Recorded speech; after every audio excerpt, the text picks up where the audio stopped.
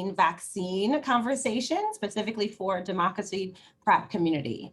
We have a number of excellent panelists here today, and I'm part of the board, and also one of our board members will introduce kind of why we all came together and how this all came about. I'd like to introduce Ross Fromer, who is the Vice President of Government and Community Affairs at Columbia University Irving Medical Center, and also part of the Democracy Prep Board. Thank you, Stephanie. It's a pleasure to be here. Really excited about this event.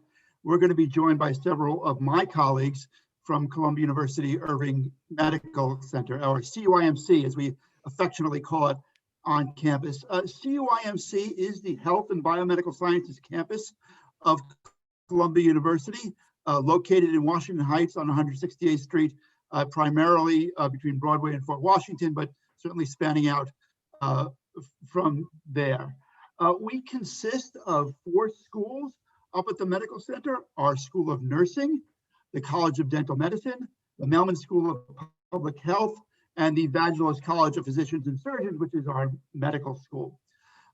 We have basically 4 primary missions: patient care, education. We educate the next generation of doctors, dentists, nurses, and public health professionals, and research. And that's a little bit of what we're going to focus on today, but we are sort of moving science forward.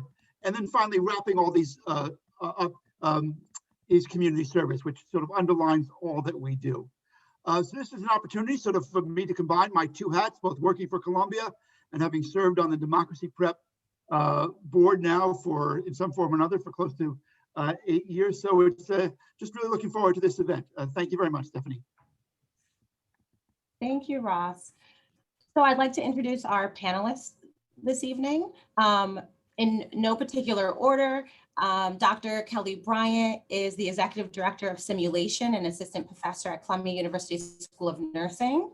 Dr. Rafael Lantigua is Professor of Medicine and Dean's Special Advisor for Community Health Affairs. Joining us later will be Dr. Mara Minguez, who's Assistant Chief Medical Officer for Community Affairs and the Medical Director for the Lang Youth Medical Program at New York Presbyterian Hospital. Also Assistant Professor of Pediatrics and Population and Family Health at Columbia University Irving Medical Center. Dr. Magdalena Sobiechek is Chief of Infectious Diseases at New York Presbyterian Columbia University Irving Medical Center.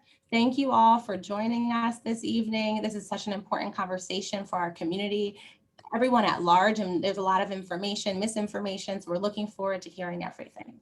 So I'll let you all kick off and provide begin with some information and presentation.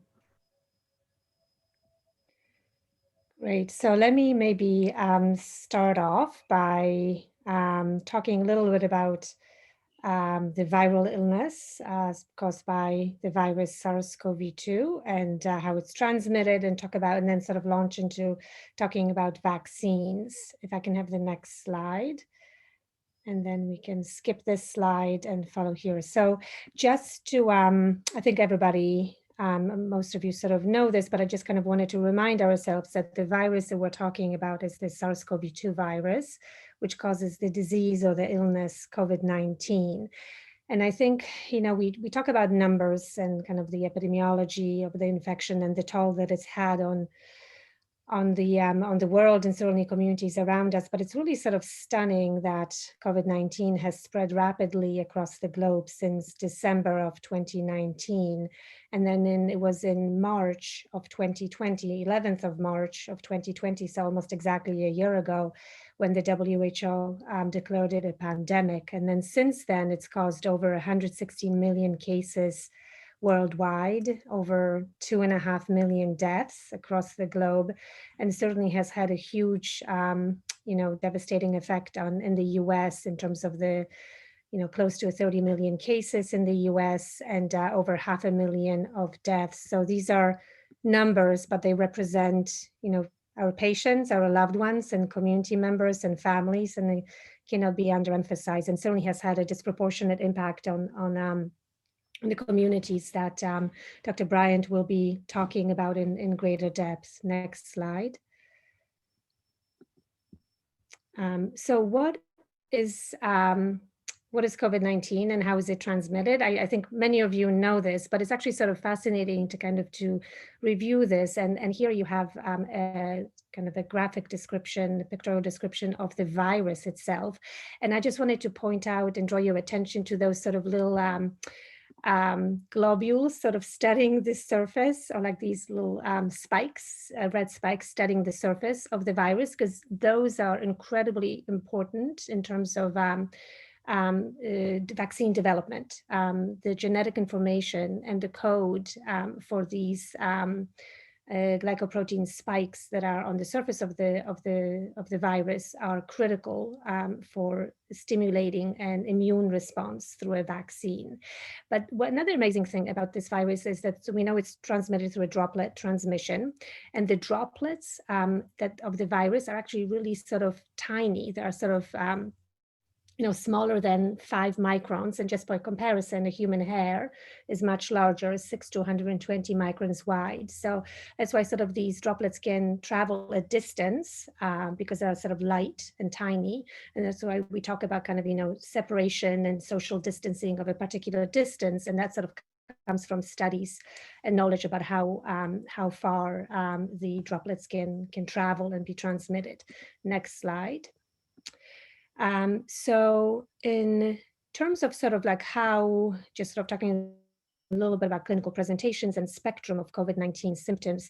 So COVID-19, in terms of the symptomatology, symptoms can appear anywhere between 2 to 14 days after exposure to the virus. So we know that the mean or average incubation period is about 5 days. And that's important because when we talk about quarantine and isolation, it's important to kind of know these data which come from the earliest outbreak in Wuhan province in China.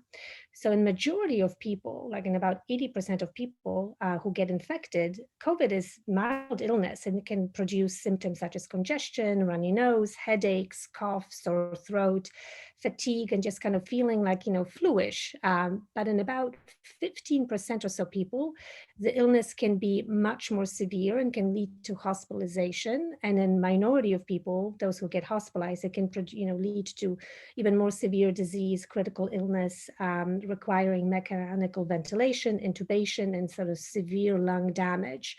And we know that individuals who are older and with certain underlying medical conditions are at greater risk to sort of progressing to this more severe COVID-19 disease. Next slide. So the other area and kind of topic that I just wanted to draw your attention to, because there was a lot of new evidence in literature and kind of in public discussions, is about persistent symptoms that are being reported among many of our COVID-19 survivors, including individuals who initially experienced very mild kind of acute illness. So not those individuals who sort of ended up in the hospital on a ventilator, et cetera, and survived, but those who had sort of mild to moderate illness. So we know that there are sort of persistent symptoms that can last for months after initial infection, and they pose a new challenge to patients, to healthcare providers, and public health practitioners. The exact sort of prevalence, and meaning what proportion of individuals can have these symptoms, how long they last, and the severity of these persistent symptoms really is not really very well understood and is currently being studied. But we have some information from Italy, which was one of sort of worldwide on a global scale, was one of the countries that was harder hit following China.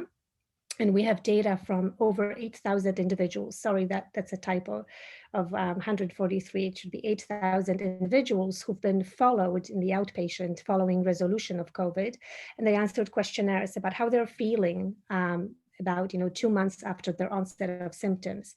And over half of these individuals who've recovered had more than 3 persistent symptoms that included fatigue, difficult sort of shortness of breath, or kind of feeling of,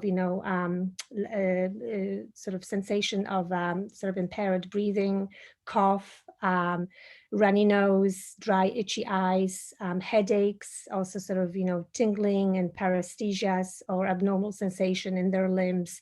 And about, half of these individuals reported lower quality of life. So it's an important both sort of kind of a clinical syndrome that we are still learning a lot about. And I have a lot of patients who've presented to me with those symptoms. And there was a lot of research that's going on to understand, are there any therapies or kind of mitigating measures that can be taken to improve the outcomes in these patients. Next slide.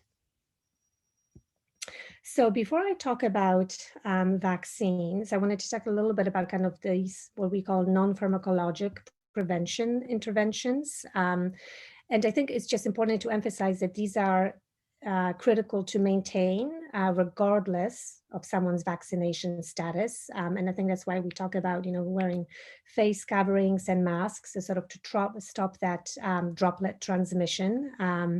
The social distancing, at least 6 feet away from others, because we know sort of these tiny droplets can travel a distance. The washing of hands very often, it's kind of a common mantra that we hear repeated over and over, but it really does prevent transmission. And kind of following these quarantine and isolation guidance after exposure, which really is informed kind of by the information, what we know about the incubation period of the virus.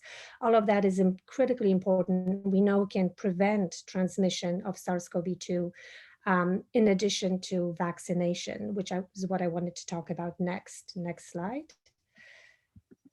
So what are COVID vaccines and how do they work? And really, the way these vaccines are working is kind of very much sort of based on the traditional concept of how vaccines work, is that, the concept is that, we're trying to develop something that will show the immune system what a piece of the coronavirus looks like. And in this case, it's that piece of the spike protein, so that the immune system can develop antibodies and cellular responses to this picture of the virus, so that when the real pathogen comes along, the immune system is primed and ready to attack it and defend itself, and that so that infection doesn't develop, or if it develops, it's only a very mild infection.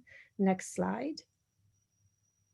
So what's been happening in the space of COVID vaccine development? There's actually been an amazing amount of effort to develop several strategies to develop COVID or SARS-CoV-2 vaccines. And this is a slide that summarizes these vaccine strategies, but I really wanted to draw your attention to 3 of them. The first one is the mRNA vaccines. And you all know that we now have 2 of them that have been authorized by the FDA, the Pfizer and the Moderna vaccines. There is the virus vectored vaccines, and protein vaccines. The virus vector vaccines, the Janssen or Johnson & Johnson vaccine, was just a little bit over a week ago authorized by the FDA. What all of these vaccines have in common is that they contain the genetic information or instructions, or kind of like a roadmap for making the spike protein. They just use different vehicles or different methods of presenting this information to the immune system. And the goal is really, as I mentioned, is to prime and prepare the immune system for future encounter, if you will, kind of with the virus. It's important to kind of point out that the vaccines cannot cause COVID-19. There is no live virus contained in these vaccines. They were just kind of utilizing the host of the body's machinery to make the necessary proteins and antibodies to stimulate an immune response. Next slide. And this slide really outlines for you it's a table outlining the vaccines that are in either have been authorized in the US or are in clinical trials or being studied, just focusing only in the US and recognizing that there's a host other number of vaccines being studied globally. So at the very top, you have the 2 mRNA vaccines that are very well known to us and have been certainly deployed in the US since December. And then we have the Janssen or Johnson & Johnson vaccine and the AstraZeneca vaccine, which are part of the kind of an adenovirus vectored approach to vaccine development. The exciting thing about the Janssen vaccine is that it's a single dose vaccine. And then the other 2 at the bottom, the Novavax and the Sanofi, are kind of protein vaccines, which are again 2-dose vaccines that are still in clinical testing, and we don't have the results of those studies yet in the US. What's important to emphasize that each vaccine has been tested in tens of thousands of people before they were authorized and approved by the FDA. And then in the US, I think more than or close to 50 million people have received at least one dose of the mRNA COVID-19 vaccine. And globally, that number is, it's in hundreds of millions of vaccines that have been given without any significant safety concerns that have been identified to date. So it's just important to put that into perspective when we think about these vaccines. Next slide. I wanted to spend just a minute on the mRNA vaccines, which have been the first ones that got emergency use authorization. Partly because, I want to talk about this because we haven't had any previously FDA approved mRNA vaccines. So there've been a lot of questions about their safety. There are not only effectiveness, but sort of long-term side effects. But one thing I wanted to make to kind of emphasize that this type of technology, the mRNA technology, has been used for decades in clinical testing of vaccines. So what's really happened with SARS-CoV-2 is that with this explosion of resources and investment in the vaccine development, we've been able to kind of capitalize on the existing technology and propel it forward very expeditiously to actually develop the 2 COVID vaccines.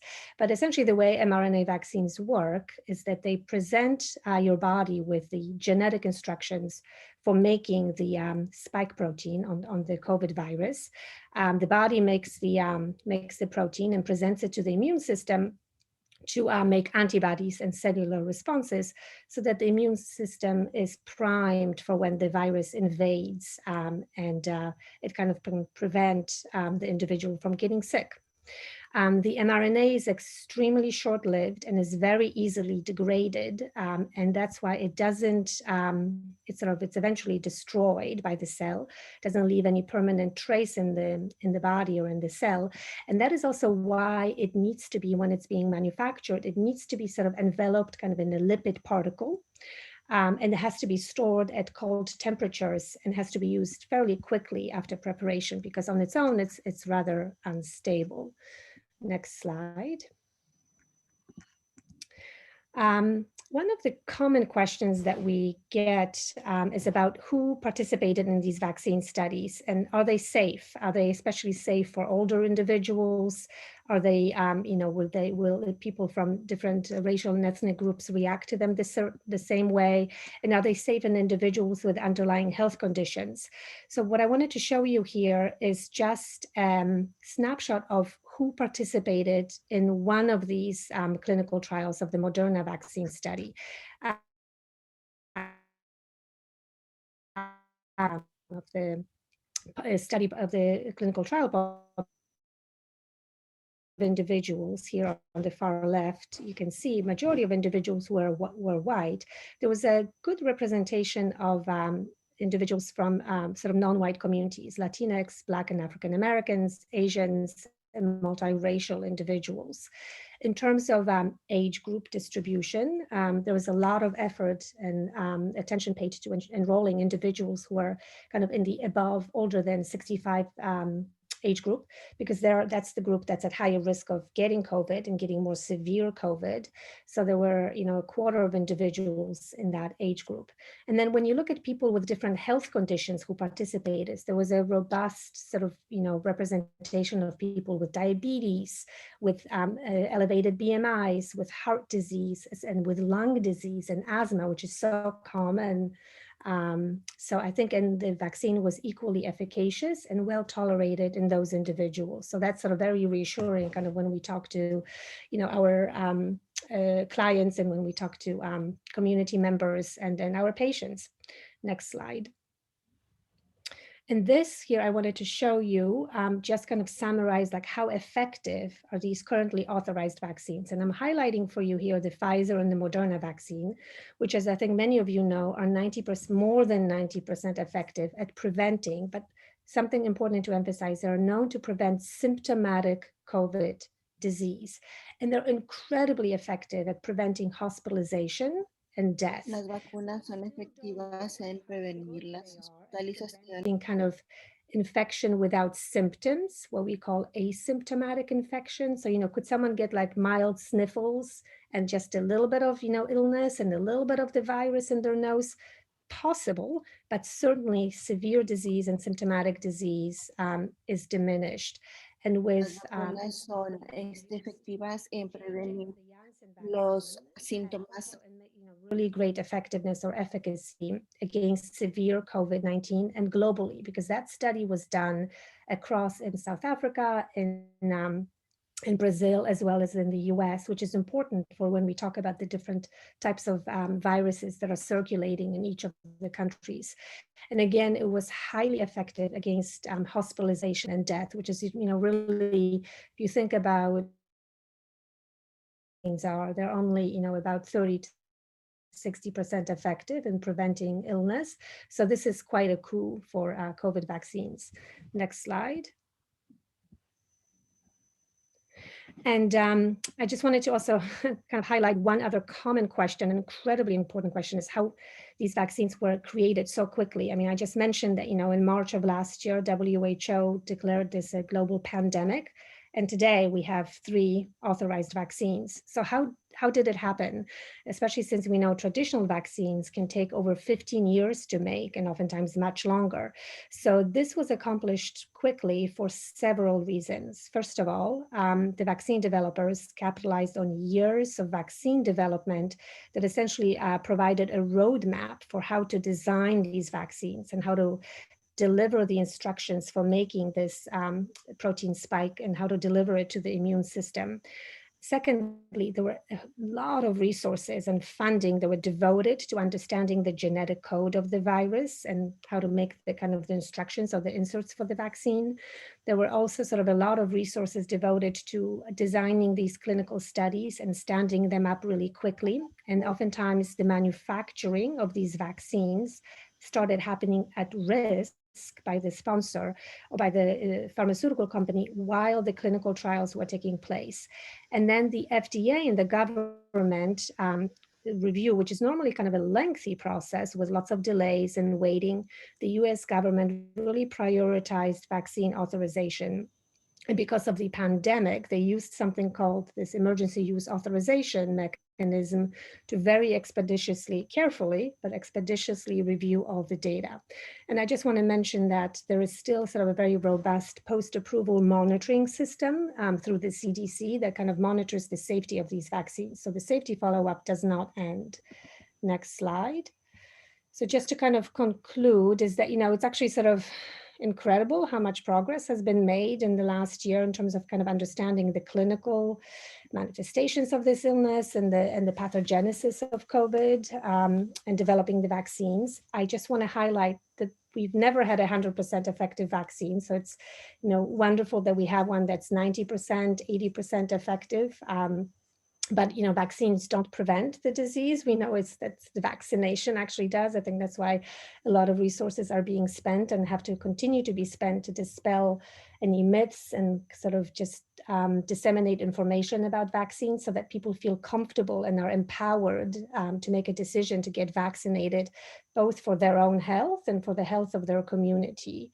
And that's kind of a key initiative, I think, of many of us. Next slide. Just sort of a slide with some resources about these vaccines, kind of both on a local level and on a government level. And then I just wanted to pass it on to Dr. Bryant. I'm going to make one announcement. Thank you so much, Dr. Silviacci. So our translator just joined. At the bottom of your screen, if you click on interpretation, you then can have the choice of English or Spanish. So if anyone needs that translation, please click on the interpretation at the bottom of the screen and choose either English or Spanish. Thank you. All right, so thank you for having me today, particularly Ross. And I am going to address some of the common questions, some of the concerns people have about the COVID-19 vaccine. Next slide. So I first want to start out with just talking about some of the health disparities, particularly that we've seen amongst community, Black community and Latinx community. And this slide right here is discussing how there is a much higher rate of hospitalizations, of cases of COVID-19 and death among the Black and Latinx community. As you can see here, when it comes to hospitalization, we're talking a 3.7 increase in the white population of Black community being hospitalized and 4.1% higher chance of being hospitalized from the Latinx community. So those statistics are staggering. It's not just, people say, well, it's because, our communities of color have higher incidence of health condition. That's not the entire truth. There's a lot of other risk factors, such as living in highly dense conditions, employment in essential worker positions. It's also access to healthcare. And unfortunately, there is systemic racism in our healthcare system and access to healthcare, as I discussed. So these are all factors that contribute to our communities having a much higher rate of hospitalization deaths in cases of COVID-19. Next slide. So let's talk about the vaccination rates in New York City. So this is updated probably from last week, and I just looked recently and it hasn't changed much, but let's look at who's actually receiving the vaccinations. So as of right now, if we look at the left, in the Latinx community, about 16% have received at least one dose of the vaccine, and the Black community, 13%. But when we look at what the racial composition of New York City is, we can see that, again, there's a disproportionate where our communities are not being vaccinated at the appropriate rate. The Black community represents 24% of New York City, but yet we only have 13% vaccinated. And again, Hispanic Latino, 29% of the population of New York City, yet only 16. So we have some work that needs to be done because again, this is a community, I'm part of this community, I'm Black, I'm also Cuban. So it's very important to me that we make sure that our communities receive this very important vaccine because it's affecting us more than anyone else. Next slide. So let's look at some of the main reasons, and I'm sure you hear it, and you're talking to your family, friends, of why people are hesitant to get the vaccine. So obviously one of the number one reasons is worried about side effects. And we know there's social media, people are sharing stories, anybody could put anything out on the internet. So people, there are side effects, and we'll talk a little bit about that. A lot of people also were concerned that this vaccine came out very quickly. So it came out so quickly. So was it properly tested? And people don't necessarily trust the government. There's been a lot of medical atrocities. Let's talk about Tuskegee experiment, where people of color particularly don't trust research or the medical community. So are kind of hesitant to get the vaccine. Politics have played too much of a role in the vaccine development to, again, just not trusting the government to make a vaccine that's safe and effective. So these are some of the hesitancy, but we're seeing recently that the hesitancy is actually going down as more and more people become educated, as more and more people are receiving the vaccine. We're noticing a shift and more people are open to receiving the vaccine. And some of the barriers too, again, is access. The vaccine sites, they're not open, some of them are open during working hours. People can't take off from work to get the vaccine. So again, although there is some hesitancy, there are other factors in why we're not getting the vaccines at the rate that we should be. Next slide. So let's talk about what are those side effects. And next slide. So these are the side effects, and these are the results from the research study. So all the 30,000, 40,000 people that were in each of these trials, they really looked at each individual to record their side effects. So injection site pain is a side effect that most people will feel, particularly with the Pfizer and Moderna. To be transparent, I received the Pfizer vaccine in January, and I can tell you, I couldn't sleep on my left arm for 3 days. So that injection site pain is temporary, but does happen quite commonly. Also, there's side effects such as fatigue, headache, muscle pain, joint pain, feeling chills, having a fever. These are all expected side effects from the vaccine.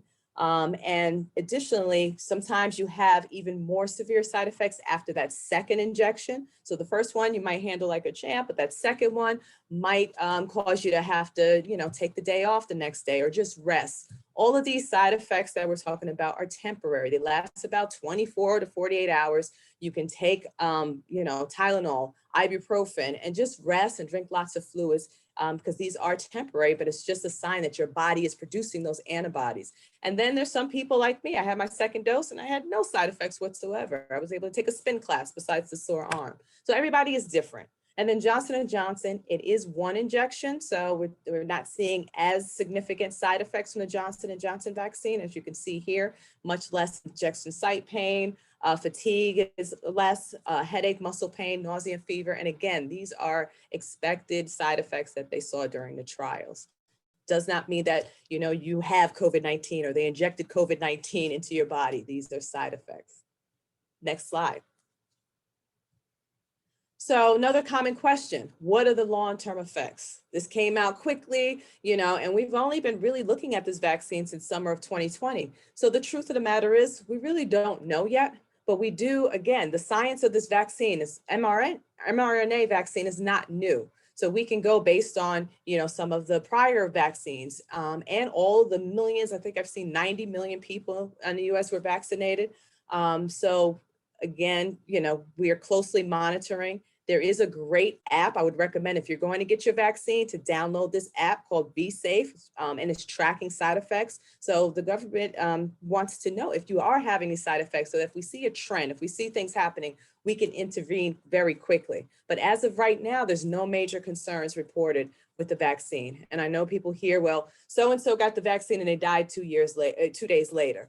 So many people are getting vaccinated that, it just could be, unfortunately, the person got the vaccine and it's not related to the fact that they died a week later, 2 days later. All of these cases are investigated, and so far there's no direct cause of the vaccine causing anyone to die. Next slide. Is it safe for me to get the vaccine if I have an underlying condition? People with immune disorders, heart disease, people are concerned that I already have this illness. Is this vaccine going to cause, any complications? And the truth of the matter is, if you have an underlying complication, that can put you more at risk of severe consequences of getting COVID-19. So again, when we're making a decision, you got to weigh the pros and cons. The vaccine does have side effects, but getting COVID-19 infection will have much more side effects, particularly if you already have an underlying health condition. So the only true contraindication to getting the vaccine is if you had the first dose, and let's say you had a severe allergic reaction, or if you are allergic to any of the components in the vaccine. So there's some fat, there's some lipids, there's some sugar, and there's also something called PEG. So if you know that you have an allergic reaction to PEG and a severe allergic reaction, then that would be a reason not to receive the vaccine. Next slide. So let's talk about pregnant women, people who want to have a child in the near future, breastfeeding mothers and children. We're going to break this down and talk about each group separately. Next slide. So I get a lot of questions. My background is women's health, OBGYN. Can I get the vaccine if I'm pregnant? And the answer is yes, you can get the vaccine if you're pregnant. Pregnant women are at increased risk for severe illness if they get the COVID-19 virus. So again, weighing those pros and cons. There's a lot of people that I vaccinated over at Columbia who are pregnant, who are working on floors with COVID-19 patients. So for them, they're much more fearful of getting the actual infection than they are the side effects of the vaccine. This was not tested on pregnant women, but there's over 10,000 people so far, pregnant women, who have received the vaccine, and there has been no reports of any adverse effects from getting the vaccine during pregnancy. But again, this is a personal choice. If people are on the fence or really unsure, they can talk to their healthcare providers to help them make an informed decision about whether to get the vaccine. And the vaccine can be given while if someone is breastfeeding. It's not going to go, to the baby. But again, when in doubt, always talk to your healthcare provider. Next slide. And then people who are planning on getting a baby, because unfortunately there's myths out there. There's myths that it can affect, anywhere from men's sperm to a woman who's trying to conceive. There is no evidence that the vaccine can make someone infertile, affects in any way. And again, when we think about someone who is in early pregnancy, there's more of a risk of a miscarriage or even stillbirth in someone who is pregnant and actually gets the COVID-19 virus. Next slide. and the vaccine for children. So as of right now, Pfizer is approved for people 16 and older. Moderna and Johnson & Johnson, you have to be 18 and older to receive the vaccine. So the vaccine is not for kids. And there's a reason for that, because we did not test the vaccine on kids, because again, they are a vulnerable population. They are currently doing trials with children right now as we speak. Pfizer is filled up. So they have unique body immune systems. They're different populations. So we want to make sure that it's thoroughly tested before it's available for children. So they may take some time for that to occur. And if they're successful, then it will be available for children. But as of right now, it is not. Next slide. So another common question, I already had COVID-19, so do I still need to get the vaccine? And the answer to that is yes, you should still get the vaccine. Again, yes, there is a such thing as natural immunity. When you get the COVID-19 virus, your body will produce antibodies similar to the vaccine, but we don't know how long it's going to last. And the thought is that the vaccine will have longer lasting immunity than your own for a situation if you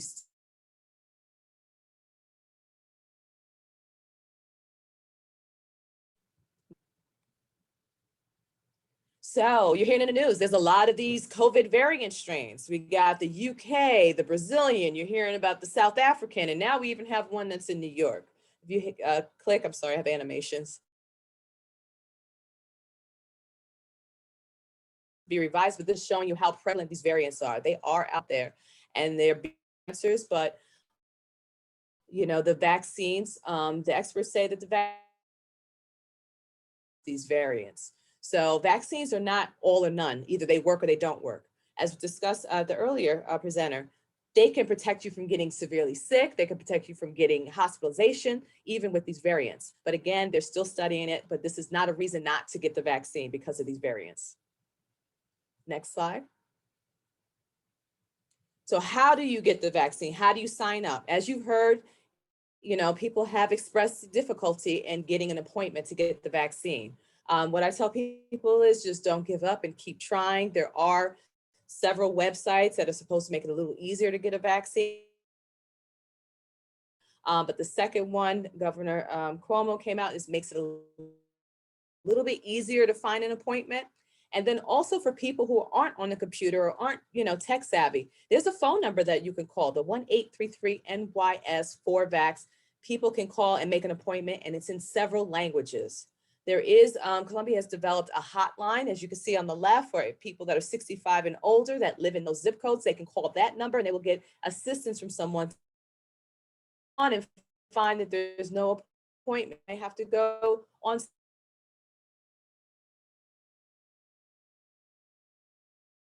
They are out there and you just have to be persistent. So who can get the vaccine? So as you know, the groups changed. First it was essential workers, there was this list, and as of February 15th now, anyone at any age who has these underlying conditions can get the vaccine. And as you can see, this list is pretty extensive. So even people that have, type 1, type 2 diabetes, people who have, high blood pressure, to people who have respiratory problems like asthma and COPD or cancer, whether it's in remission or not. All of these individuals are eligible for getting the vaccine. You just need a note from your healthcare provider, and you can sign up and get a vaccine. So please spread the word, let people know if they are eligible. Next slide. And then I just want to talk a little bit about herd immunity. In order for us to really combat this pandemic, it is so important, that yes, as an individual, we should get vaccinated, but we're doing it not only for ourselves, not only to protect our family, but it's really important for us to get vaccinated to protect our community, because the more people vaccinated, the slower we can stop the spread of this virus. So in order to get herd immunity, if you can click to the next one, it's a pretty high rate. We're looking at getting at least 70 to 90% of the population vaccinated. And right now we're at about 12.5, unless that's gone up significantly in the past couple of days. Next slide. So we have some work to do to get to that herd immunity where we can really stop the spread of this disease. So last, I just want to talk about, there are people on the fence. We know you have people who are downright refuse. I don't want the vaccine. You have people in the middle who are, I'm going to wait for everybody else to get the vaccine and before I make a decision. And then you have people like my mother who are begging, pleading to get the vaccine. And, you know, I advise people, if you are on a fence, or maybe you're one of the people that, you know, really don't want the, just do your own research and find out as you can on the vaccine, and go to reliable resources. Again, anybody can put anything on the internet or in their social media pages, but going to CDC website, for example, going to the New York State dashboard for COVID, this is where you're going to find reliable information about the vaccine, and try to avoid the myths. I've heard a lot of them, you know, and myths are myths. People believe them, but there's no scientific, you know, basis for these myths. And then when in doubt, or you're still unsure, talk to your healthcare provider. Everybody has maybe a healthcare provider in their family. You could talk to your primary provider. And then it's a personal choice. You do have to weigh your risk and the benefits. For me, I go to work. I was working in a, you know, cough and fever clinic with people that had COVID. I saw the effects of COVID. I was scared to go on a subway. I was scared to go to Target. I was scared to get in elevators because I was afraid that person that coughed might give me COVID. So, you know, for me, the personal choice was, I lived in anxiety all the time over COVID. So getting that vaccine was like a release, and it, you know, made me feel so much better about traveling, going to work without having to really worry about, am I going to get COVID-19? Visiting my grandmother, you know, was a challenge. I wanted to make sure I wasn't getting her sick. So I avoided seeing her for such a long period of time. So these are all my personal choices for why I decided to get the vaccine, which I think is important to share with individuals. And also, I think it's the next slide. It's not. You know, share your message too, because people are looking to us to see, you know, I had people when I posted my vaccine on social media that said, you know, I saw that you got it, you were okay. I made a decision to get the vaccine. So let's just spread the word, and you know, that can also help with getting people to, you know, consider getting the vaccine, and also educating, like I said, our family, our friends, and letting them know about this vaccine is so important. And that's all I have. So thank you. And thank you again for inviting me to speak today. Thank you so much. This was both excellent information that you all provided. Just so everyone knows, you can ask questions down below in the chat. You can click on that, enter in questions for the panelists, and we will do our best to answer all of them, or as many as we are able to. But maybe to kick us off, we can talk about how most of our community are educators, and they're eligible to access the virus. But oftentimes they haven't been able to get an appointment or, you know, really gain access to the vaccine in New York. Can you all talk about when the average New Yorker can get the vaccine, is what the rollout looks like? Is there tips or tricks that they can use, certain days or times that logging on, that maybe they're released at a certain time? Anything that maybe you know about, even just getting an appointment or where to look, things like that.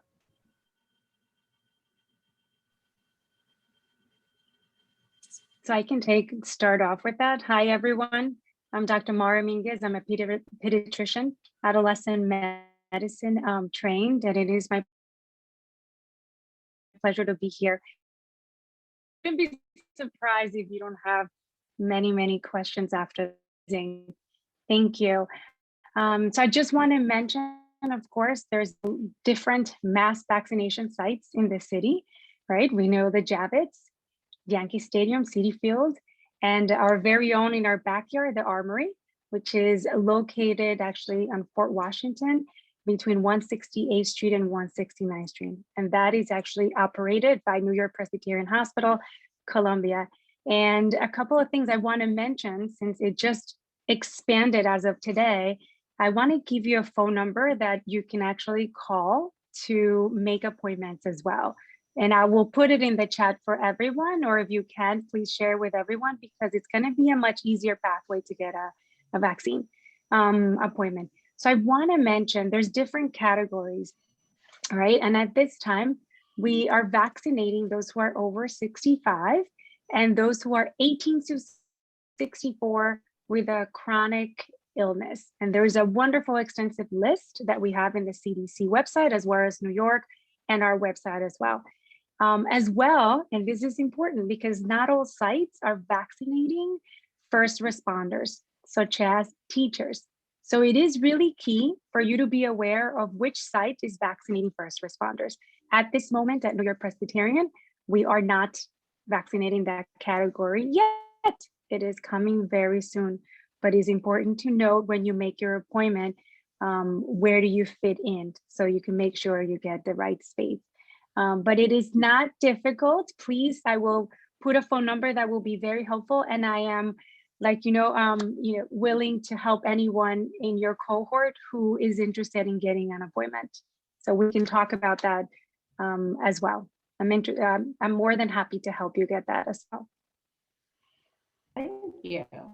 It was also mentioned that, oh yes, Dr. Lantigo. Yeah, just to say that the city just announced that they are looking for more places, and we have a third vaccine, Johnson & Johnson, which is easy to administer. It's a one shot. It's really room temp at practically, at a normal refrigerator. And the city is looking to do van now, and they're also asking at the places. We know at least 2 places in Washington Heights that have been approached to do it. More vaccinations, and we hope that we get more places. We're going to be open up again to first responder. So far at the Yankee Stadium, it's open 24/7 now. Taxi drivers, first responder, at the grocery store owners and the workers, and but you have to live in the Bronx. Harlem Hospital is also doing the first responder again for people that can go to Harlem Hospital. But my feeling is that in a week or so, we're going to have several other sites in different neighborhoods, also to do pharmacies, to do primary care physicians.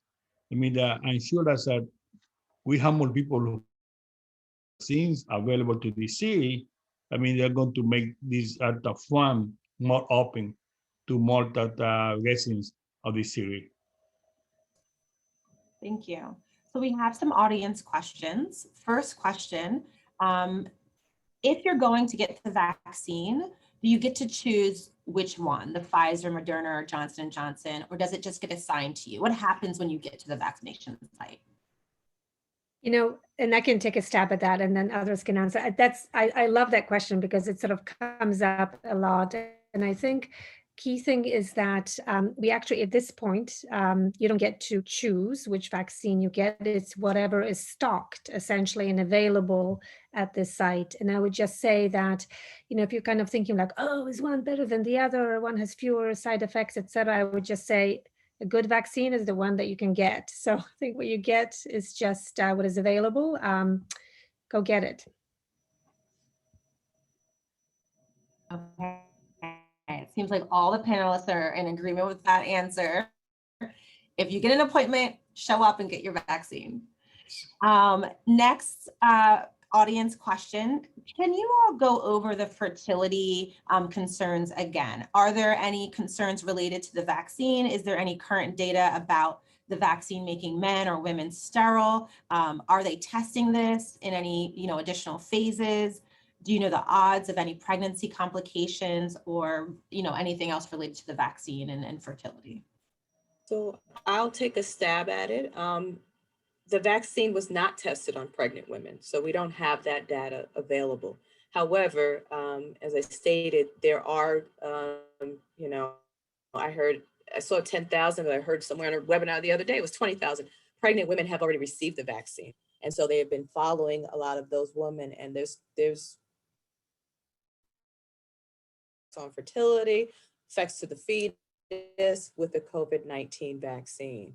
So people are continuing to monitor, but I don't know if anybody else wants to add to it, but there's no current data. Yeah, no, that's absolutely right. And I think it's important to be transparent about it, as you said, Dr. Bryan, but just to kind of reassure is that, these vaccine manufacturers, they tested the vaccine in animal studies kind of on pregnant rats, which is not the same as people, of course, but that's kind of a standard way of measuring safety of drugs or biologics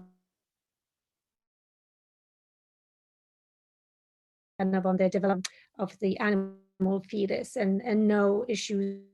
Kind of, there was equipoise in making those recommendations about pregnant women getting it since they're at increased risk of complications from COVID. They are also accumulating data on women getting pregnant at the same time that they were getting the vaccines, or getting pregnant after the vaccines. And they are monitoring this at pregnant women, and they're doing it very well with no complications. It's important to point out that COVID vaccines doesn't give you a sterilization, but it's known that in men, COVID disease decrease the amount of sperm, and the amount of sperm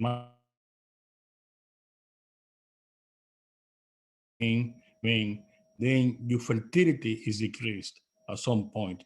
And again, this is data that we're learning as we go, or it's a concern there, the other way around, no? I mean, we talk about vaccines, but like was pointed out, almost 100 million vaccine administered in this country, no significant consequences. And this is 4 times now the amount of people that have been really infected by COVID, and it's 500,000 plus dead due to COVID. I mean that the odds are in favor of getting the vaccines against getting COVID. Thank you. To talk a little bit more about the logistics of it, we mentioned that people with at high risk may be eligible to get the vaccine, and maybe getting a doctor eligible for that. But when do they show the doctors know? Is it when they can sign up to the appointment? Do they have to have the doctor's note, or when they show up at the facility? Like, how much proof do they need of what, whatever medical condition makes them eligible?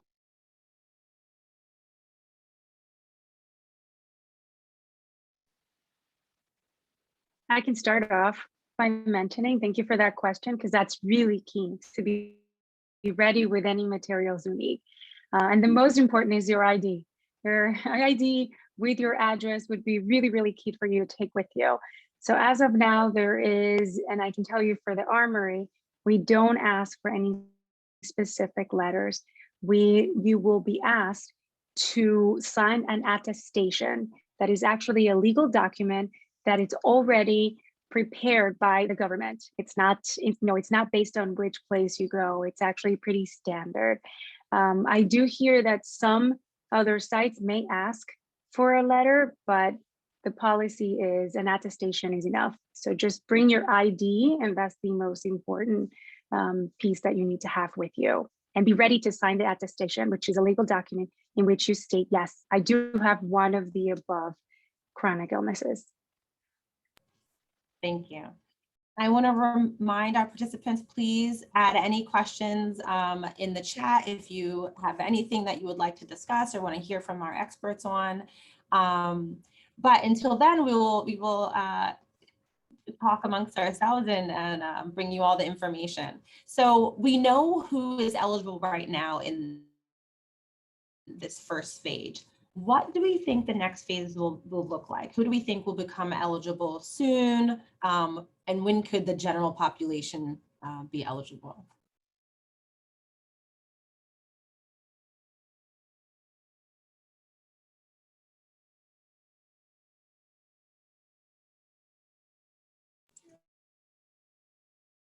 And I think in terms of sort of thinking about the next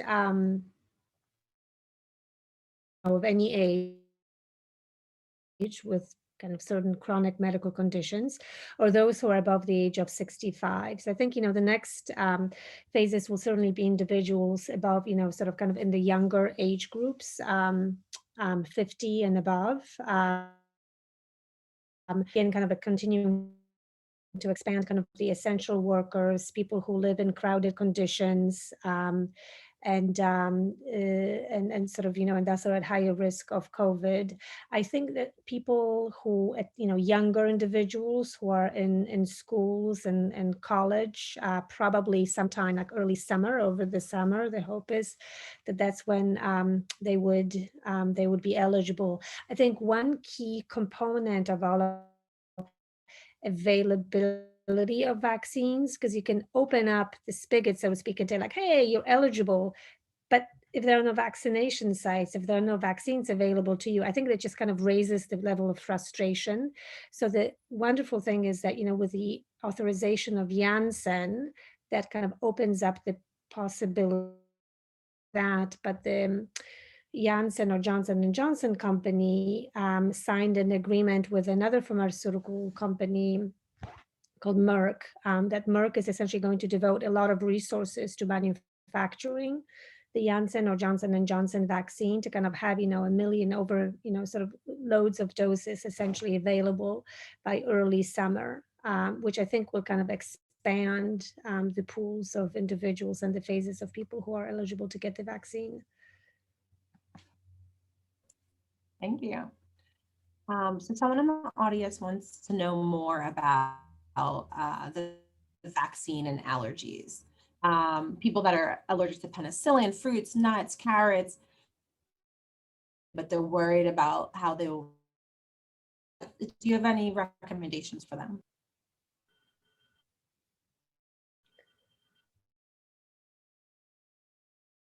To that, but I think what I would and I would say that you'd want to discuss it with your provider, but what kind of an allergy was it? Was it something that kind of something what we call on your lips, etc. But even in those situations, if you had an allergic reaction like that to things like, certain foods or other medications, it still would be safe for you to get the vaccine. You would just want to get it maybe in a place where you'll be monitored a little bit longer for half an hour, not just 15 minutes, and maybe in a setting which is close to a, not just like a, closer to a medical center or health facility, which is where a lot of these places are anyway. So just to kind of reassure people that kind of your regular allergies to nuts, foods, shrimp, seafood, it's okay. People with allergies like that have gotten vaccinated. They were just observed a little bit longer and they were okay. And I think Dr. Bryant was outlining kind of the fact that if people have an allergy to one of the components of that lipid coating in the mRNA vaccine, a PEG allergy, that could be a contraindication, and that's definitely something to discuss with a provider. Thank you so much. I just wanted to add something quick and yes, you mentioned 30 minutes just in terms of operations. Everyone has to wait 15 minutes after they get their vaccine so that we can just observe you for that time frame. That's every single person, whether you have allergies or not. If you do have any sort of allergies and there is a particular concern, you wait 30 minutes. Now that's vaccinator. If someone is really truly concerned, you can also contact your physician who knows you best and have that conversation with them. Even though you're getting vaccinated in different sites, don't lose that connection with your physician, and because they know you best, they know your care. So ask them the question if you're really truly concerned about it, but it shouldn't deter you. And we do have really a wonderful list as a vaccinators. They have them right in front of them where we can show you if anything that you have, it's part of it. You'll just wait longer. Yeah. And also your provider wants to know if you're getting vaccinated because they'll be excited to hear that you're getting the vaccine. So definitely get in touch with them just to let them know, hey, I'm getting it. Great. So we have some questions about what the future looks like. We all know this past year has been particularly rough, and we're now doing a big push. I think we're thankful that there's a vaccine and we want everyone to be vaccinated. Are you going to be protected lifelong? Will we need to get vaccinated every year like the flu shot? How long will this vaccine work? Do we know yet? What should we expect? Tell you about the present, and then Dr. Sujewski can tell you about the future. The present is, and was announced today by CDC, if the two persons are vaccinated, now you can be in front of each other. If you're in your family, everybody is vaccinated, now you can really sit and have dinner together without a mask. You can really now embrace each other, give a hug to each other. And that's the advantage of vaccines, no? I mean, again, it's still recommended when you go out or you're going to be in front of people who are not vaccinated for you to wear your mask and to have social distance. Because you could be vaccinated and you could still have the virus in your nose that you could spread to somebody else who's not vaccinated.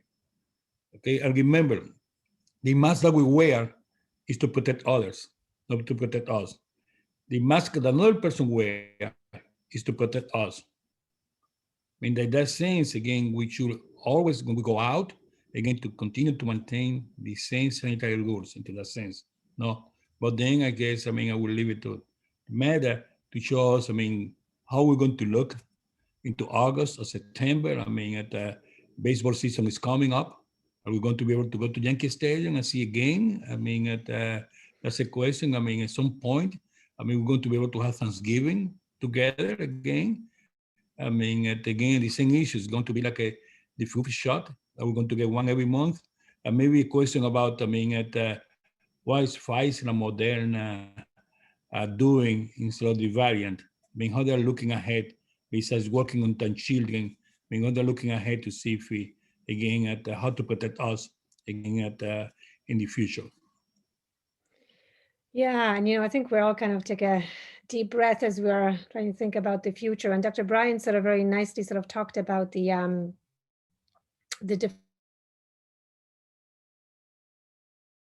that have spread across the world and certainly also exist here in the US, which means that we're sort of, when we're kind of looking at how quickly every virus mutates, the flu virus mutates, and certainly the COVID virus. You look at how quickly the virus mutates and compare it to something like the flu or the influenza virus, I think it's very possible, and we're sort of bracing ourselves, and I think we have to have kind of transparent conversations about it, that it's very possible that we will need to be revaccinated with some regularity in the future, just to sort of stay and keep ahead of the virus. The really good thing is that we know how to do this. We know how to make these vaccines. We have it figured out what's the best way to deliver these vaccines in terms of kind of that vehicle. And then we have to change up that genetic code of the message or the insert that goes into the vaccine. And that work has already started. And the Moderna and the Pfizer and actually every vaccine manufacturer has started producing kind of vaccines to get ahead of the curve. It's also very possible that we sometime this year, just to kind of, get extra protection against these resistant viruses, not, and I have to emphasize, not because the current vaccines are not effective, but just to kind of get additional protection from any viral, kind of the variants that are arising.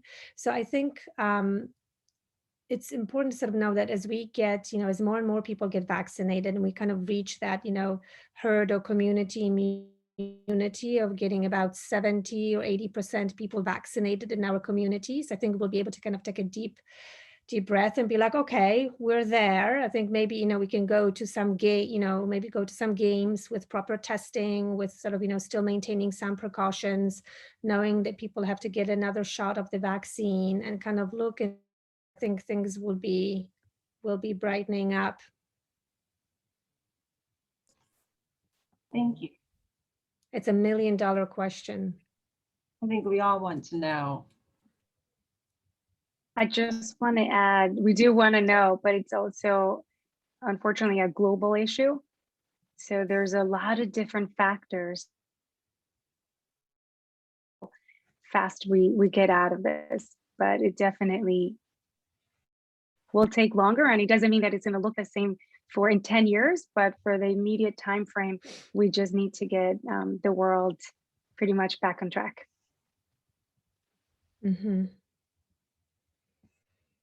So one of the things that many people about the vaccine is how quickly it was developed.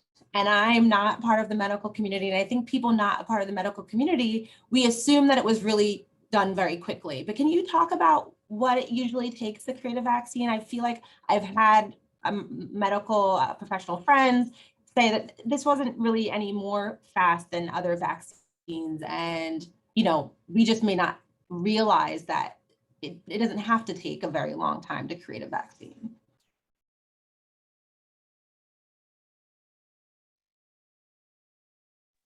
Kelly, I think you show out a slide in this issue. Could you maybe go back again and talk about how the vaccine was developed? So matter also show, I mean, that why this time we were the three phases going one over. Maybe you on this conversation. I think Magda had the slide. I'll just add just a few comments. Number one, this pandemic, everybody wanted to find a cure and pandemic. So there was so much money that from the government that was put into the research of this vaccine. Another factor was they started making the vaccine while it was still being studied, which is sort of correct. Usually you study it, you make sure it works, then you start producing it. So that can delay. During the COVID-19 vaccine, they were producing it because they were pretty confident they had, a great vaccine while it was still being going through the trial. So when it got the approval, they already had doses ready to go. The other thing too, because this disease was so well known and widespread, when it came to getting people to join the study, people were willing to join the study. They want to be a part of the solution. So they didn't have a hard time getting people to get into these trials. So I know that that's some of the reasons. And I don't know if others want to add, like it was so much with this study than others. Actually, yeah. Beautifully mentioned. I think there's different phases, right? There is the research phase where everyone is looking at how to get it done. Then there's all the different phases of actually testing it on people, and then the production. And the most important word here is overlap. There was a lot of overlap, just like you mentioned, Dr. Bryan, of the different phases. Over that anything was overlooked and not done. Every is meant to be done. And also every single area in which had to be scrutinized, it was done that way. So for example, one big component that I want to mention is the research phase, right? The research phase can last 5-10 years. It could last a really long time. But one thing that people need to be aware of is this technology is not new. It has been worked on for many, many, many years. Actually, some say decades. So the technology is not new, but like Dr. Bryan mentioned, when you have some sort of information, unlimited resource, and institutions, right? Big governments and institutions that are backing you up, things can happen pretty quickly. But it does not mean that steps were skipped. They were overlapped. And that it's very important to understand. Yeah, no, that's exact. Yeah, that's sort of, it's exactly right. And I think, the one thing, I wish every vaccine development, had as many resources as this one. And one thing I think that's actually sort of a lot of we're learning, not only about COVID, but also about kind of vaccine development. The mRNA vaccine technology actually will be sort of adapted for other vaccine development for other infections, which is great scientific advance, because we know that these mRNA vaccines can be manufactured quickly compared to some of the kind of traditional vaccines, like the protein vaccines against and protein-based vaccines like hepatitis, etc. Yeah. Yeah, and I think to remember again that the COVID vaccine doesn't give you COVID. It's important to remember right. that you don't get COVID. I mean, it's the other way around. We know that after 15 days after the first vaccine, you start to get protections against COVID. And we know, because cases that are seen in the hospital for other reasons, people who are positive for COVID have been vaccinated and no symptoms. I mean, again, that's very important. We don't know what have been the trajectory of those people if they have had COVID. And the way I see these new vaccines, especially the one from Moderna and from Pfizer, like I said, is really the spike, the really good part of the vaccine, which is it's not infected. I mean, it doesn't infect you, meaning it's the messenger. And I see the messenger like you see the mailman, meaning that he brings you the letter, but he doesn't know what's inside the letter. It does. I mean, again, like I said, we're producing that kind of messenger every hours, every second our body get destroyed. And to avoid that, to last a couple of days, I said you hear that nanolipid, I think about that like a little bit of butter. And that the vaccine is this spike with this messenger, I mean, like the mailman, this little bit of butter, I mean, saline water in there. From that point of view, I mean, again, we feel that they're safe. They are efficacious, but they're also safe. Thank you. I just want to acknowledge that a little bit ago, there was a question in Spanish, and someone wrote and asked if I have an allergy in which my throat swells up and I have an EpiPen. So that someone mentioned that, and I just want to make sure that we acknowledge that person. If you have an allergy, it's important to know what that is. And if you have an EpiPen, you can bring it with you. And by the way, every single site should have EpiPens, and we have the appropriate medical staff. Again, reiterate, talk to your doctor. And if you feel more comfortable, bring the EpiPen with you.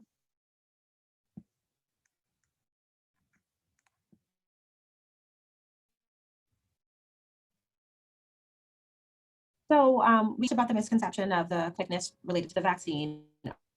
Are there any other misconceptions that you all have heard that you want to particularly dispel, or any other, want to let the public know?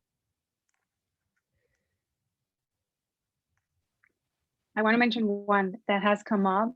There is no chip. Did you talk about that? I don't know. No one is going. That was the one I was thinking about. Yeah, you see, no one is going to track you. We have not gotten that advanced in science.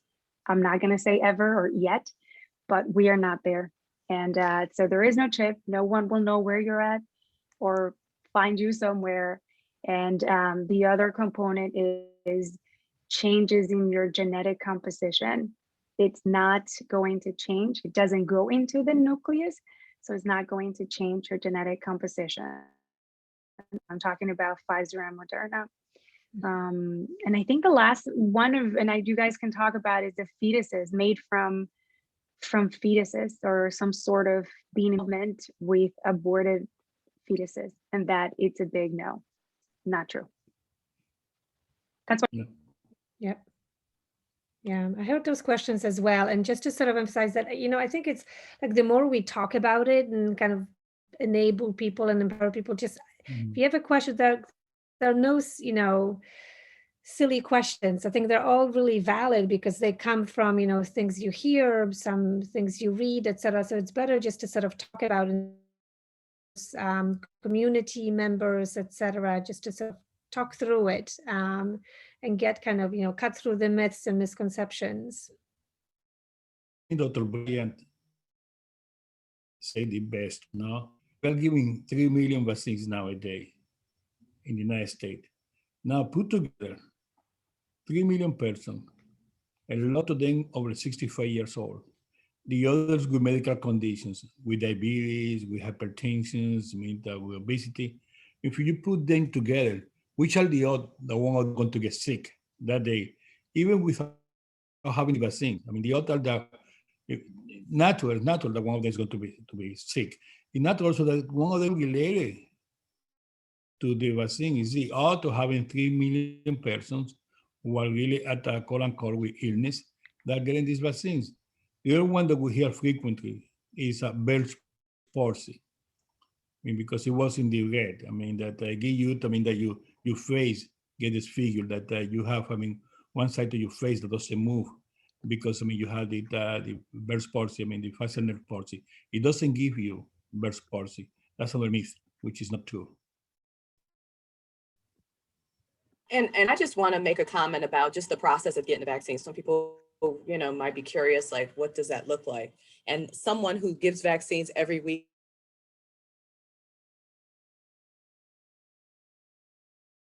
analysis I've ever seen. I mean, the CDC has helped with some of the forms and such. Like, you go from a very thorough screening process. If there's any red flags, you're kind of stopped there, to, taking that screening and going to the station where you have somebody experienced to give you the vaccine and walking you through the steps and giving you all the education that you need, and still doing another double check to make sure that you don't have any high risk factors, to getting the vaccine, and then having that waiting period where you have a medical personnel walking around and not having allergic reaction. So I just want to say that, it's been one of the most organized, systematic processes I've ever seen. It's run so smoothly, and people are really happy that are there. I mean, you have greeters that are greeting you as you go along, and people to walk you to the station. So I just have to commend the Armory and all these other sites that, the vaccine process has been done so well. And people walk out of there, like, I had people crying because they're just so emotional about getting the vaccine. Couple of questions from the audience. One is how safe is a vaccine for autoimmune disease? We have someone that has a condition, a GAD antibody autoimmune, and they are on Rituxan every 6 months. And they just had their have to wait before I can take the vaccine. So for that one, actually, and I also sort of encourage, and I'm sort of want to echo what Dr. Mingus said, talk to your provider, just sort of run it through them just to make sure that there is, nothing, that they specifically may want you to pay attention to or concerned, et cetera, and how you're doing. But monoclonal antibody infusions, there's actually no issues about the timing of it, and getting that and then the vaccine. So definitely check with your provider first.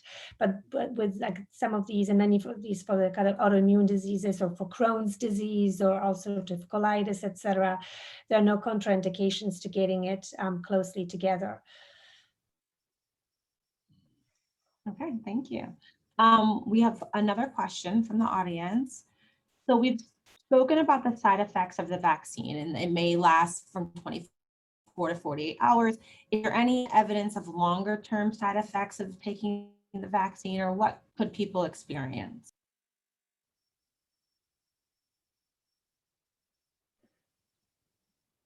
So longer term side effects, and this is kind of where some of it is sort of harks back to, I think, what Dr. Bryan had said, that, there is a lot of, we have a lot of experience with vaccines in general, with vaccines that were manufactured in a similar way. So we have sort of long-term experience from those vaccines. In terms of the COVID vaccine specifically, we have a lot of experience in sort of over the last several months, so close to half a year now, if you're thinking about when people started receiving them back around this time, April, May of last year, in really early clinical testing. And there have been no safety issues, but also important to emphasize that there's still very robust and very careful monitoring system that the CDC has set up, where you report your symptoms, and providers report any symptoms or side effects that may happen, and that's being collated very carefully by the CDC. But the typical thinking is that, if there are no adverse events in the first 6 weeks following full vaccination, then it's sort of really unlikely to produce any long-lasting side effects. And that's the reason why the FDA was sort of comfortable saying, they need at least two months of safety data from people in the clinical trials before giving authorization to deploy and disseminate the vaccine. So I hope that answers the question. Yes, thank you. So maybe if we turn it on you all and ask you, what excites you most about the prospect of the vaccine and the public being vaccinated, or your families being vaccinated? What are you looking forward to?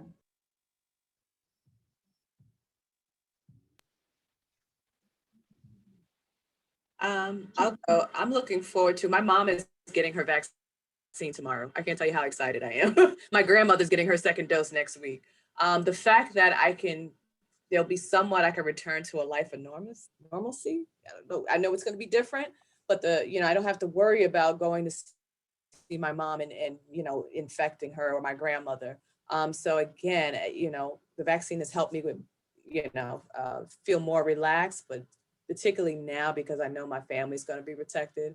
I know my brother is on board. He wants to get it. His whole family wants to get it. So I'm just excited about the future, and I'm excited about, just getting rid of this COVID. It's been a year of hell. So I feel like we're just getting closer and closer. I don't know if it'll ever go away, but at least to the point where every day we turn on, I don't have to hear the news and hear COVID. And just being able to, hang out again and eat indoors and all of those wonderful things that we did before literally a year ago today. That's what I'm excited about, and that's what I'm looking forward to. A good one. I just want to say quickly, wearing lipstick and not having to wear a mask. So I still wear the lipstick, but it's on my mask. So not having to wear a mask, to see people's faces and smile again, be able to use our innate emotional intelligence by seeing emotions that we haven't really been able to appreciate for the last year. To me, Yeah. is to take my grandson to see a Yankees game. And you saw that. I mean, I'm looking forward to that in the summer. I mean, to take him to see a Yankees game, to go in there, sit, for him to have an ice cream or a hot dog. I mean, taking his mask off. I mean, and we're feeling safe. And then after that, in the winter, to have the best ever Thanksgiving dinner. We miss it at the past year. I mean, I'm looking forward to that one. I mean, I want to have 30 people sitting around the table. We had nobody last year.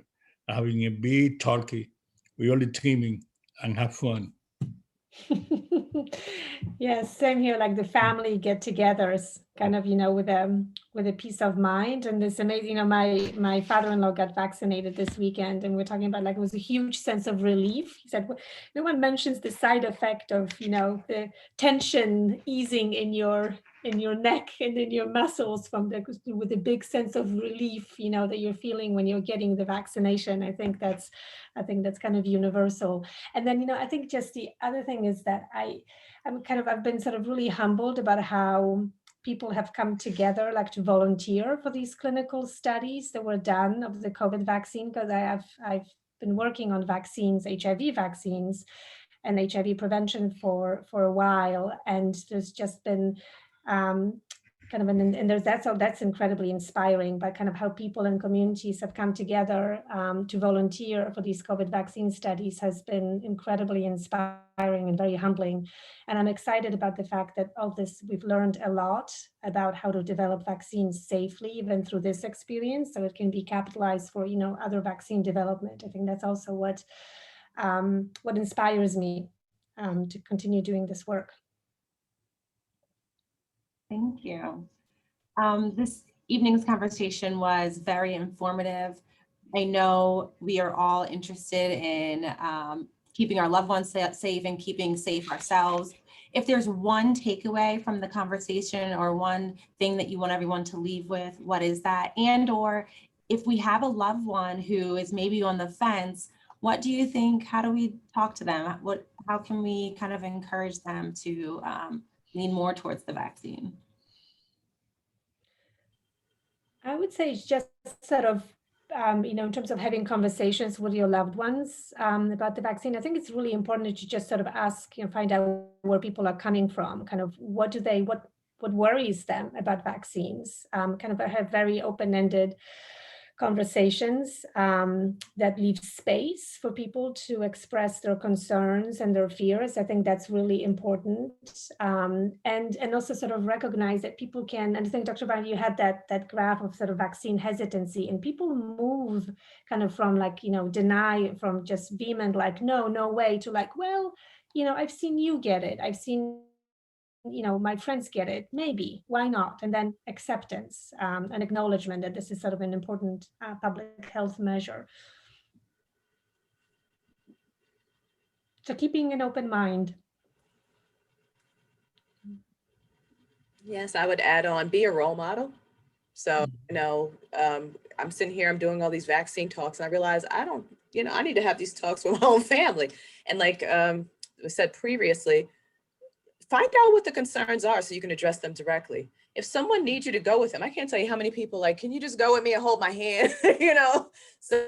So being a support person. And the last piece of advice is the best vaccine is the one that's available where you're going. It's the best vaccine. Mhm.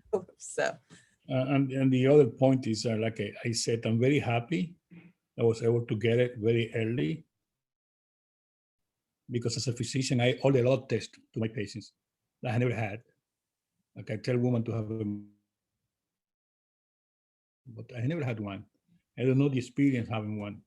But I know the experience of having the vaccines. And I say, oh, it's very good that I have it before you because now I can tell you about my experience. I mean, and the fact that again that I got into my arm, it showed that I trust the process. I was not going to get anything into my arm that they know, again, it's going to help me. I mean, again, and I can tell my patients that I'm transparent, honest, like it been said. I mean, try to answer all the questions. I mean, again, the most that we know is a lot that we don't know. I mean, that we are learning day to day, but there are things that we really know. And if we know is the only way to really see the light at the end of the tunnel is for us to be vaccinated. We want to avoid replications. I laid that on to matter. The only way to avoid mutations is to avoid replications. And the way to avoid replications is getting vaccinated. If we really want to get this behind our back, I mean, go back again, I mean, we still have to deal with the consequence of COVID, no? And these are mental consequences, the physical that was discussed by Dr. Bryant, and the economical consequences of opening our neighborhood. We are suffering in the small beauty parlor, I mean, the barber shop, the grocery store, I mean, sending our kids to school and being safe for them. The only way that we're going to get there if we were vaccinated. There's no any other way. There's no any other way. People have to understand that. I mean, I know hesitations, but I also want to be open. Your heart need to be open. Don't be selfish. And don't say, I mean, oh no, I'm not going to get it. But when you don't get it, you are continues to allow the virus to continue to replicate. You continue to be the virus to be a pandemic. And we don't want this to be a pandemic. It's going to be with us. We want to be sure that from time to time we have our case. But that's not the main reason for people to go to the emergency department. And now that we have the vaccines, we should be able, again, to see the light at the end of the tunnel. There's been one more question. I think we have a few more minutes. So someone is a patient of the Presbyterian Hospital. Would it be best to get the vaccine from there? So do you distinguish where to get the vaccine, what location, and for, who should get what, where? I mean, almost all the patients over 65 years old, the patients at Presbyterian, they're getting calls with the vaccine. I'm sure that they will continue to do so. Further groups, I mean, as we get the vaccines, they continue to make a call. Again, I mean, you can call your primary care physician at NYP, and we'll be able to schedule the vaccine. I mean, and the way that we do it is like very quickly done. I mean, 24, 48 hours. I mean, we can get, I mean, I sent patients on mine this morning to be vaccinated this afternoon. I mean, that scheduled, I mean, 7 patients for tomorrow. I mean, again, the best is to get in touch with your physician and they will be able to schedule you. And then, like Tamara says, a phone number also that you can call in. And through that number also, you can see the hotline there, 645-838-0319. And through that also, when you will make an appointment. And most of these phones also, most of the lines are going to be continue to come up. There are going to be more community-based organizations. There are going to be more faith organizations. Again, they're going to have these lines where people are going to be able to make a call. And just go to the website. And it's a website now that the hospital is developing to the sense. Phone numbers are going to be there. most of the questions that you ask today are going to be answered for them. In case that you have other questions, they're going to be out there. But like I said, I mean, if you are now in the group, the vaccine is being offered, don't really wait. Go and get it.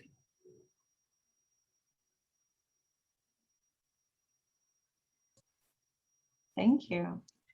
Well, I want to thank all of our panelists for an excellent evening, excellent conversation, and providing the Democracy Prep community with this much needed information. I know the Democracy Prep staff and teachers and community are itching to get back into the classroom. So this information, and as many people get vaccinated as possible, I think we'll get there quicker. Thank you so much, everyone. Have an excellent evening and good night. Thank you. Hey, everyone. Bye. Bye-bye. Good night. Good night. Good night. Thank you.